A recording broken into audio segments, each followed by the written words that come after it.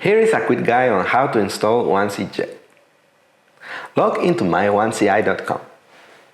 Go to My Purchases section and select Distributives. Click on the 1CJet tab. Here, choose the distributive you need and click Go to Components. Select the installation file needed for your operating system and download it. Once the download is finished, unzip the files. Run the setup file for Windows. For macOS and Linux, check the README file. Select the directory for the installation or use the default one.